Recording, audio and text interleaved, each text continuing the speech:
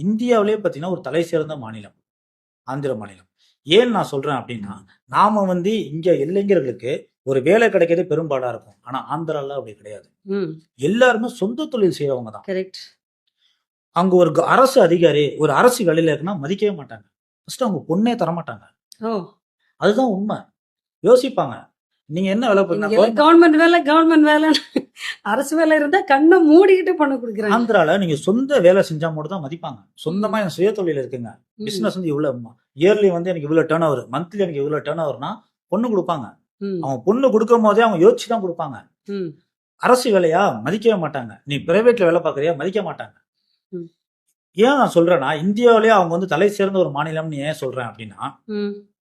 இன்னைக்கு காலகட்டத்துல நெறைய பேர் பார்த்தீங்கன்னா, இந்த அமெரிக்கால போய் செட்டில் ஆவாங்க. ஆமா. இந்தியர்கள் எல்லாருமே அமெரிக்கால செட்டில் ஆவாங்க. நீங்க அமெரிக்கால இருக்கிற இந்தியால இருந்து போய் அமெரிக்கால செட்டில் ஆனாலும் அதிகம் பேர் ஆந்திராவை சேர்ந்தவங்க தான். அதிக பேர் தெலுங்கர்கள் தான். ஆமா.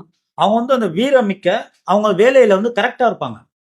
தவறே கிடையாது. நல்லா படிப்பாங்க. கல்வி அறிவிலும் அவங்க கிட்ட தான். நிறைய ஷார்ப்னஸும் அதிகம் அவங்க கிட்ட தான். நிறைய விவேகமும் அவங்க கிட்ட தான் இருக்கு. அப்படிங்கிறதெல்லாம் வந்து ஆய்வறிக்கையில இருக்கு.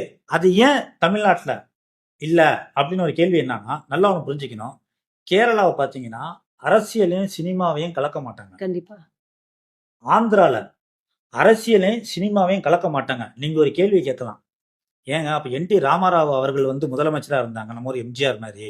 அவரும் சினிமால இருந்து வந்தவர் தான். அதுக்கப்புறம் அவருக்கு பிறகு வந்து யாருமே அந்த அரசியல் வந்து பார்த்தீங்கன்னா, சினிமாவ கலக்கல. கரெக்ட்.